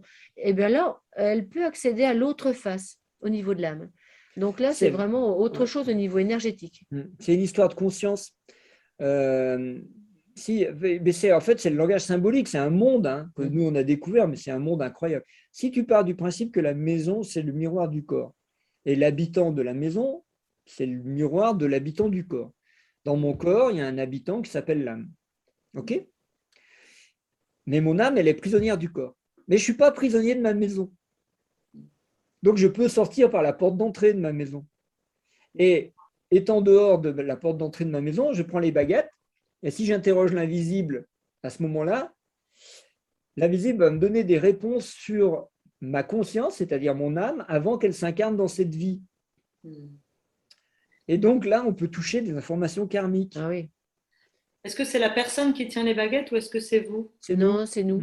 C'est nous. Mais on peut le faire pour soi. Les gens qui font notre formation, ils le font pour eux. Oui, oui, mais là, c'est fabuleux parce que là, on accède à toutes ces informations, ces graines qui ont donné des problématiques jusqu'à présent, qui sont plus ou moins réglées, mais il reste encore cette graine à nettoyer en conscience. Et donc là, ça fait faire un bond fabuleux. Alors maintenant, on fait un saut quantique. Si le monde matériel, c'est un monde d'espace et de temps, ça va si je dis ça? Là, j'ai un corps et j'ai un âge. Le monde invisible, de l'autre côté, d'après la physique quantique, c'est pas tout à fait pareil. Il n'y a pas la même notion de temps et il n'y a pas du tout la même notion d'espace. Donc, dans l'invisible, il n'y a pas d'espace et pas de temps comme ça. OK. Si je fais des constellations avec ma maison, des harmonisations avec ma maison, je suis quand même relié à un espace-temps. Même si je sors de ma maison, je suis quand même relié, attaché à cette maison, à cette vie ici. Maintenant, imaginons que l'énéagramme soit une figure qui décrive non pas ma maison, ce n'est pas le cas, elle décrit aussi le système de fonctionnement de l'univers. Les énergies de l'univers qui combinent et qui créent la vie, en fait. Et dans une optique de l'âme, parce que les soufis l'utilisaient bien sûr pour aider les pratiquants, à travailler leur âme, c'était un outil spirituel à l'origine, ce n'est pas un outil psychologique, c'est un outil spirituel. C'est révéler son âme. Ouais, pour aider à s'éveiller. Si l'énéagramme décrit le cheminement de l'âme, 9 chemins, à ce moment-là, imagine, tu prends les baguettes, tu mets la figure de l'énéagramme par terre, tu prends les baguettes et tu poses des questions par rapport à Monsieur Dupont, Madame Durand, qui est un stagiaire là, et c'est quoi le cheminement de l'âme? Et là, tu vas avoir une constellation non plus liée à cet espace-temps et à cette vie, mais une constellation liée à ta conscience. Une constellation, on pourrait dire karmique. On pourrait dire ça. Et là, je ne sais pas si tu vois le travail qu'on peut faire. C'est énorme. Enfin, ce qu'on fait. Énorme. Énorme parce qu'en plus, cette image-là, elle change sans arrêt. Parce qu'aujourd'hui, je suis conscient, demain, je vais faire d'autres prises de conscience. Donc, si je refais une constellation demain, elle sera différente de celle d'aujourd'hui, etc., etc. Mais c'est évolutif, oui. Et là, ça t'amène directement dans l'évolution, mais à une vitesse. Ouais. Donc, il y a comme un point de départ. Comment ça se. D'où part la constellation? Ici et maintenant? C'est toujours. Quand tu fais une demande à l'univers, c'est toujours ici et maintenant. Ça ne peut pas être demain ou hier. Donc, effectivement, c'est lié à ta conscience d'aujourd'hui. Aujourd'hui, Lily, ta conscience, elle est comme elle est. Et tu dis, ouais, mais j'ai un blocage, je ne trouve pas de compagnon, ou j'ai pas d'argent, ou mon job ne marche pas. Je voudrais que ça marche. C'est une demande. Tu demandes à l'univers et les baguettes vont répondre. Mais elles peuvent répondre par ta vie ici, par ta maison. Mais à force de bosser sur toi et cette vie, y a un moment, tu as besoin de sortir de ce cadre parce que tu te rends compte que tu as des causes qui viennent d'avant. ouais, Ouais. qui viennent de ton énéatype, En fait, du choix de voilà. l'énéatype par l'âme. Et ça nous montre le karma, le choix de l'énéatype, ça fait partie de notre karma et ce sera un potentiel à mettre à jour pour se révéler au niveau de notre âme. C'est vraiment notre potentiel. Oui. Et là, du coup, on a un outil qui nous permet de sortir du champ temporel. C'est dingue, hein? Ça fait, c'est tellement nouveau que Ça, c'est passionnant. ça ouvre tellement de champs que tu te Voilà. dis, mais ça n'a pas de fin ce truc-là. Ouais. Moi, c'est vraiment ma passion. Tout ce qui est énergétique, tout ce qui est l'âme et cette énergie qui l'aide à s'éveiller et à s'expanser. Quand elle s'éveille, elle s'expanse. Ça, c'est passionnant. Je suis biochimiste de base et moi, c'est surtout ça qui me plaît. Ouais. Vous l'utilisez en groupe, en individuel? Comment ça se passe? Oui. En groupe, en groupe ou individuel, ouais, c'est plus fort en groupe parce que dans la constellation, je ne sais pas si tu connais les constellations familiales, on fait ça aussi avec les baguettes. Alors nous, on fait tout avec les baguettes. Hein. Constellation symbolique, on va dire, familiale symbolique, parce que ça vraiment, ça prend les personnes, ça les positionne, ça donne des symboles fabuleux aussi. Il n'y a pas de hasard. Et ça donne la solution au problème en même temps. Ça, tous les gens qui vont participer à la constellation, il n'y a pas de hasard, ça va les désigner pile poil. Parce qu'ils ont la même problématique en miroir et ça va les chercher parce qu'ils vont s'emboîter pile dans le problème de la personne, comme c'est au niveau des âmes et énergétique, ça fait ça. Et donc, ça fait des guérisons rapides. Donc ce sont les baguettes qui choisissent les représentants de la constellation. Oui. Et qui les positionnent, parce que tout va être symbolique. Le choix de la personne, sa position, l'endroit où… Enfin, tout est symbolique. Est-ce que j'ouvre… il est 19h17. Est-ce que j'ouvre pour les questions des participants? Est-ce que vous avez dit tout ce que vous aviez envie de dire? Oui. Ouais. Allez, on a déjà dit beaucoup. Enfin, Gilles a beaucoup parlé. Hein.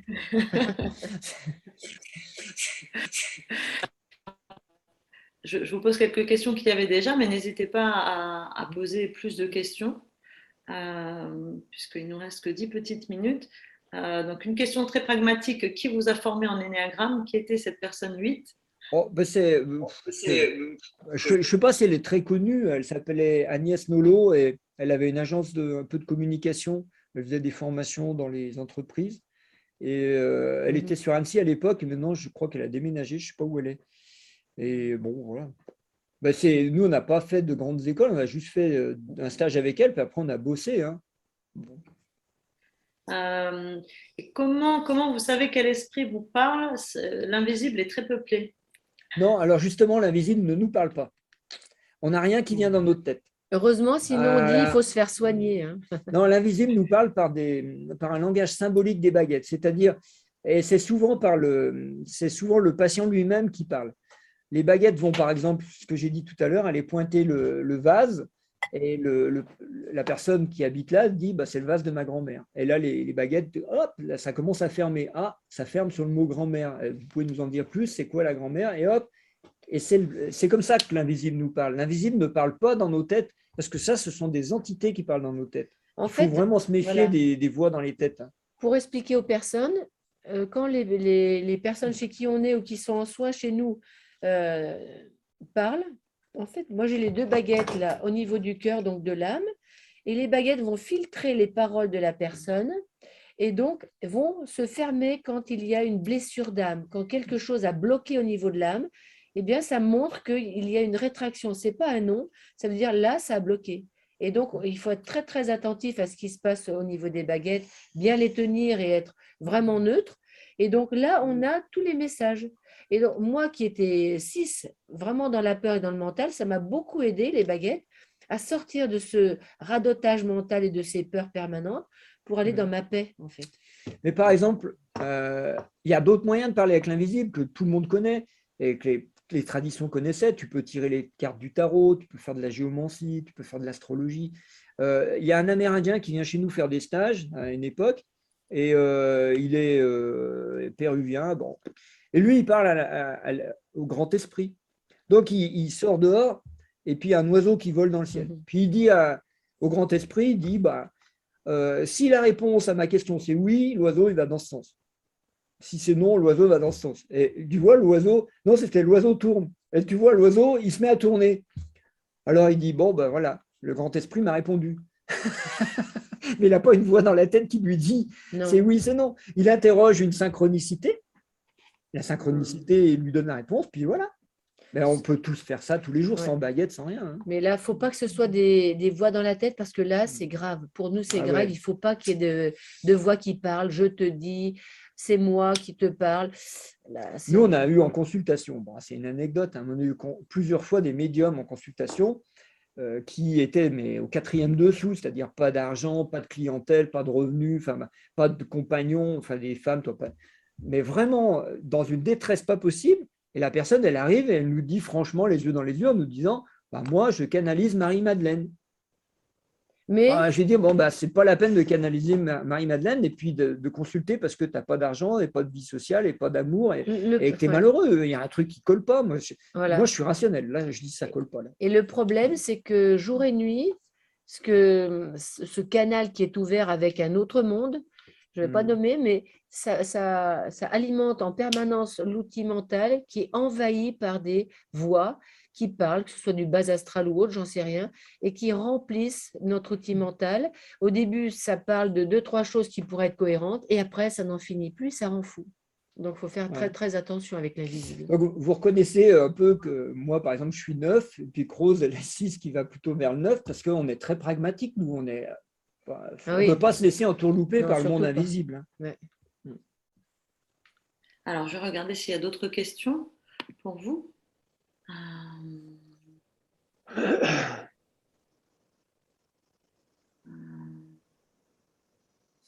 Alors, pas de questions pour l'instant. Eh ben, écoute. Et toi, Émilie? Profites-en. Hein. Moi, j'ai des questions. Par exemple, est-ce que vous travaillez à distance? Est-ce qu'il est possible de travailler à distance?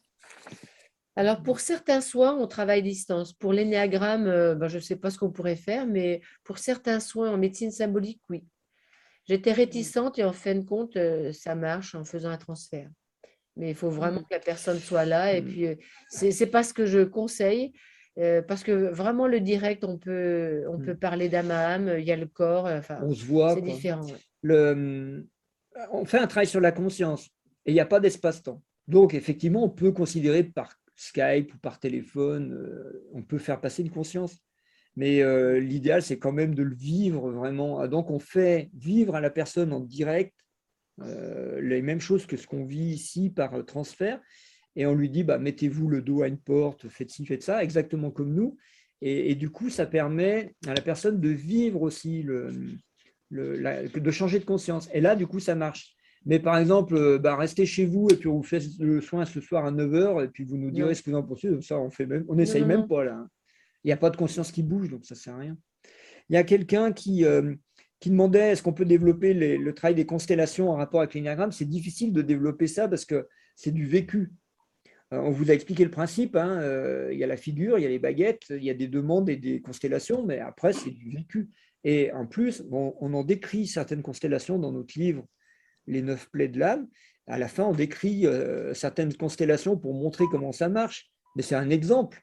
Je veux dire, si vous voulez vraiment faire des constellations, il faut les vivre. Alors, les constellations symboliques, on pourrait dire que ça ressemble aux constellations familiales, mais c'est vraiment avec une autre énergie puisque ça va chercher des personnes qui vont pile être adaptées, comme je le disais, à la problématique, et ça va même donner des problématiques liées à la lignée familiale, des problématiques liées aux entités qui pourraient nous squatter, des problématiques liées aux personnes qui font éponge. Et donc, le langage symbolique avec les baguettes est très large, et quand on a appris comment il fonctionne, c'est assez simple quand même, eh bien, on peut vite aller au problème et vite trouver la solution, en fait. Alors, je vais poser la question de Mathieu. D'après vous, peut-on ajouter le type 7 au type 7 au cours d'une vie? Le type 7 au type 4. Ah oui, parce que là… C'est quoi ajouter le type 7 Ajouter, au ça veut type dire 4? quoi? Mathieu, être deux types? Je n'ai pas compris. Oui. Être deux types. Normalement, nous, ce qu'on a appris, c'est qu'on ne change pas d'énéatype, si c'est ça la question. Alors, par contre, entre le 4 et le 7, il y a des traits de confusion. On appelle, tu sais, il y a souvent, on dit, il y a des confusions entre certains énéatypes, et il y a des traits de ressemblance entre le 4 et le 7 qui font qu'on peut confondre des 4 et des 7. Nous, ça nous est arrivé. de croire que quelqu'un était 4, puis on se rend compte qu'il est 7, ou inversement. Mais il y a bien un énéatype. On ne va pas changer, passer du 7 au 4 en cours de vie, parce qu'il faut vous mettre à la place de l'âme. Si l'âme, elle vient, elle choisit un outil, elle ne va pas dire au milieu de vie, je change un outil, comment elle fait? Il faudrait qu'elle... Parce que l'outil, c'est le corps. Et le corps, il est imbibé de l'énéatype, il est imprimé, il est informé de l'énéatype. Il est formaté même. Notamment par les cadavres et par nos Et comportements, puis nos même la pensées. forme, elle est aussi imprimée par l'âme qui a besoin de cette forme-là pour justement symboliquement attirer et créer ce qu'elle a besoin. Faut rester, quand on est dans son énéatype, il faut bien rester dedans et puis l'approfondir et aller rencontrer les peurs, les cadavres et tout ça. Enfin, nous, c'est le chemin qu'on préconise après. Mais donc, quand vous avez des personnes qui n'ont pas trouvé leur énéatype, qui ne sont pas identifiées, On patiente. On patiente. Ça va venir. Le problème, si tu veux, nous, on a vu des écoles qui se tirent la bourre comme ça. C'est une coach qui arrive chez nous et puis elle dit bonjour, je suis 4, je ne sais pas quoi, parce qu'elle savait qu'on faisait l'énéagramme. Et nous, ça nous paraît bizarre qu'elle rentre comme ça en matière en disant bon, ça nous paraît bizarre. Puis on dîne avec elle, on sympathise, on était aubergiste à l'époque. Et à un moment, Rose, elle lui dit mais tu fonctionnes comme ça, comme ça, comme ça. Puis Rose, elle décrit comment elle fonctionne. Elle, 6. Et à bout d'un moment, la fille, elle dit bah ouais, exactement, ouais. Et donc à un moment, Rose, elle lui dit bah moi je suis 6. Et la personne, elle dit ah mais moi j'avais fait une école à Paris et je m'étais vu 6. Mais comme je doutais, en bonne 6, je suis allé faire l'école concurrente. Et le concurrent, il m'a dit mais non, t'es pas 6, tu vois bien que t'es romantique, t'es 4. Et donc, elle est partie sur le 4. Et elle s'est fourvoyée. Donc, c'est pour ça qu'il faut faire très attention. Nous, quand on est formateur, il faut faire très attention parce qu'on a une influence qui peut être positive, mais une influence qui peut être négative aussi. On peut se tromper parce qu'on n'est pas dans la personnalité de l'autre. Mais on considère que ce n'est pas à nous de dire à la personne quel numéro elle est, c'est à elle de le découvrir. Vraiment, c'est le meilleur chemin en fait. Vaut mieux se tromper 10 fois, vaut mieux errer, vaut mieux douter. Mais je suis en bonne 6, j'explique ça à tout le monde. Ça permet d'enrichir sa connaissance de soi, mais des autres aussi, pour comprendre le fonctionnement. Et moi, très souvent, je dis aux personnes, mais là, je suis confirmée en tant que 6, mais je doute. Parfois, je me dis, et si j'étais 4 là, dans cette situation-là? Et si j'étais 2? Et si j'étais 1? Et ça me permet d'entrer dans cette énergie qui est différente de mon monde, mais qui devrait aussi me nourrir quelque part. Et tu vois, par exemple, quand on fait les 3 cadavres, c'est un filtre qui va... Tu ne peux pas passer à travers. Parce que quand tu dis, bon, les instinctifs sont dans le royaume de la colère, les 2, 3, 4 sont dans le royaume de l'image. Bon, parce que moi, j'ai une chemise comme ça, je suis dans l'image. Bon, pas du tout, mais bon, pourquoi pas, on peut penser ça. Mais quand tu écoutes la personne parler d'un vécu, d'une expérience qu'elle est en train de vivre, forcément, tu entends le cadavre. Mais forcément, tu entends le cadavre. Parce que nous, on l'a vécu, on fait l'expérience, on fait ça en stage. Forcément, le cadavre, il se révèle. Et donc, à ce moment-là, ça va dire, mais attends, ce qui est en train de s'exprimer, c'est une demoiselle blanche. Donc, tu es forcément ou 2, ou 3, ou 4. Ou alors, tu as une flèche qui va dedans. Mais là, ce qui s'exprime, c'est une demoiselle blanche. Et ça peut être une flèche aussi. Mais... Voilà. Alors, comment avez-vous connu les constellations familiales? Les constellations familiales, parce qu'on avait travaillé un petit peu à une époque, on avait fait 1 ou 2, des trucs comme ça. Mais en fait, les constellations familiales, moi, à l'époque, quand j'ai découvert avec Gilles, ça ne m'avait pas satisfait vraiment parce que ça ne m'avait rien changé. J'avais essayé d'imaginer, on me posait la question, où est le père, où est la mère. Et avec les baguettes, quand on le fait, en fait, ça les positionne automatiquement par rapport à ce que mon âme perçoit, ressent. Comme les baguettes, si je les tiens, par exemple, si c'est moi qui anime la constellation symbolique avec les baguettes, la personne est là, je prends les baguettes et ça va positionner les personnes qui ont des problématiques en lien avec la personne qui est là présente. Ça peut être le père, la mère, et donc ça veut dire que tu as un problème de positionnement avec la mère, ou avec le père, ou avec le frère, et ça va directement donner le problème. Voilà. Quel lien faites-vous ou non entre l'énéagramme et l'astrologie? Alors, je sais qu'il y a des gens qui ont fait des liens avec les planètes, l'astro, mais nous, ce n'est pas notre discours. C'est-à-dire qu'on connaît plein de choses. Moi, j'ai fait de l'expertise comptable, j'ai été professeur agrégé de gestion. Je peux vous parler de gestion, mais je ne fais aucun lien avec l'énéagramme. J'ai fait de l'analyse transactionnelle, je fais le lien avec l'énéagramme. Ça, c'est évident, l'analyse transactionnelle, le soi parfait, le soi fort, facile.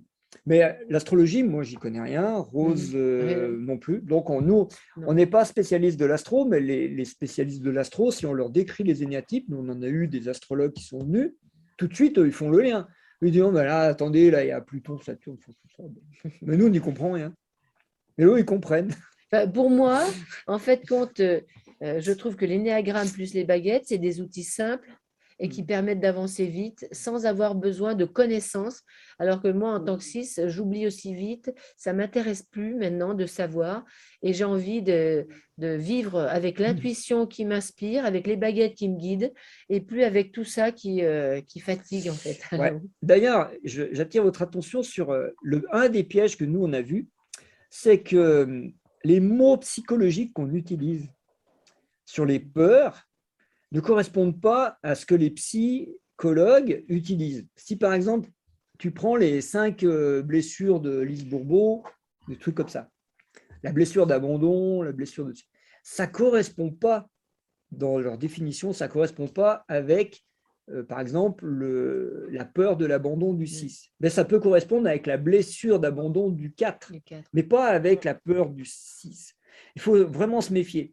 Quand tu dis ah non, mais moi je connais ma peur, c'est la séparation parce que moi les séparations, et ils te décrivent le travail qu'ils ont fait en psychothérapie. Bah, tu peux être sûr qu'ils ne sont pas neufs, hein, parce que le neuf, il ne sait même pas ce que c'est la séparation. Et vraiment, il faut se méfier des mots qu'on utilise. C'est pour ça que les mots des énéatypes, nous, on ne les utilise pas. Et même les mots des peurs, on en est avec Rose à se dire, est-ce que c'est bien la peine de les nommer? Parce que ne serait-ce que sur le point 369, séparation, rejet, abandon, fais-moi la différence. Ben oui, mais il y a une peur qui est physique, il y a une peur qui est mentale et une peur qui est émotionnelle. Ah, là, tu commences à voir qu'il y a une différence. Mais sinon, la psychologie ne te permet pas de définir ça. C'est un piège, hein, le verbe. Actuellement, on ne peut plus se fier au verbe. Avant, quand tu étais positif, c'est que tu étais bien. Maintenant, quand tu es positif, c'est que tu es malade et que tu ne le sais pas. Merci beaucoup, Gilles et Rose. J'aimerais bien, avant de nous séparer, que vous nous disiez peut-être quels sont vos prochains stages ou en tout cas, peut-être nous montrer de plus près les 9 plaies de l'âme que vous avez juste derrière vous ou à côté de vous pour que les gens le voient. Le plus près de voilà, les 9 plaies de l'âme. Ouais. On met en place cet automne. Voilà. D'ailleurs, on commence dans 15 jours en Savoie. On met en place ce fameux cycle de 6 modules sur un an, qu'on appelle la voie de l'âme. Et donc, c'est nous qui l'animons. Modules sur des week-ends? Les modules durent combien de temps? 6 week-ends de 3 jours. 6 week-ends de 3 jours. Et on le met en place. Alors, nous, on les a déjà fait, bien sûr, plein de fois depuis le temps. Mais surtout, ce qui nous intéresse, c'est de mettre en place les 3 cadavres et les constellations à la fin. Et on met en place un groupe de formateurs, parce qu'on a on est plus de 20 formateurs en médecine symbolique. Et il y a pas mal de gens aussi dans nos élèves qui voudraient être formateurs en énéagramme. Donc, on met en place des formations ailleurs. Donc, il y en a une à Angers, il y en a une en Alsace. Une à Bordeaux? Non, pas Bordeaux. Il y en a une vers Montpellier. Mais bon, on va en mettre en place un peu partout, suivant les demandes. Et le but, c'est de créer des sortes de pôles de formation comme ça. Et nous, la règle, c'est que les formateurs changent à chaque week-end. Ils sont 2 et ils changent à chaque week-end. C'est-à-dire, vous n'aurez jamais gilet rose tout le temps, vous n'aurez jamais… Enfin. Voilà.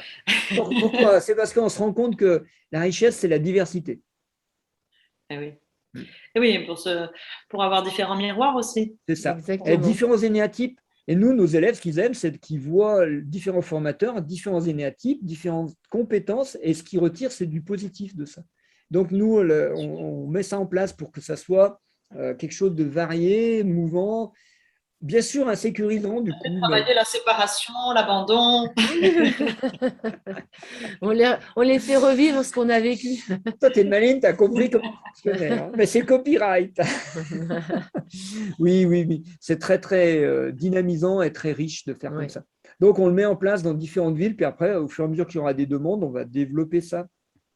Parce qu'on a envie de partager tout simplement ce qu'on vit. Puis, parce que c'est peut-être un peu du nouveau et qui va vite pour aider les personnes à aller vers qui elles sont. C'est l'important. Je crois qu'il ne faut plus attendre 10 ans pour changer. Il faut peut-être aller un peu plus vite. Ouais. Je crois.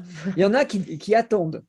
Écoutez bien, vous l'avez tous entendu, il y en a qui attendent que la situation revienne comme avant, à la normale, ils disent. On va arrêter le masque, les confinements, les vaccins. On va arrêter tout ça. On va de nouveau vivre comme avant. On va pouvoir circuler, on va pouvoir voyager. C'est un leurre. C'est un leurre. La vie, elle est en train de passer au nouveau. Hein, donc, On voit bien que non, on ne va pas revenir au monde d'avant. D'ailleurs, le monde d'avant, on nous avait dit qu'il était foutu parce que ça faisait du réchauffement climatique. Donc, voilà. Allons-y. Comment ça s'appelle? La collapsologie, c'est ça? c'est ça. Donc, allons-y vers le nouveau, vers l'évolution, l'éveil des consciences. Pourquoi pas, hein? Allez, on a envie en fait. Et nous, on appelle ça la voie de l'âme. Peut-être Voilà. qu'au lieu de s'occuper que de la tête, de l'esprit et du corps, on va peut-être s'occuper enfin de l'âme. Voilà, sortir des peurs qui sont logées dans la tête pour aller voir l'âme et sa créativité infinie. On a très envie.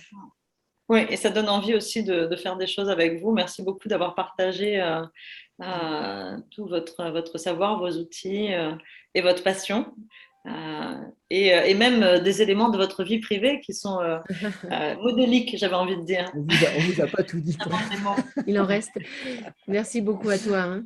Merci à vous Odile. aussi d'être Généreuse.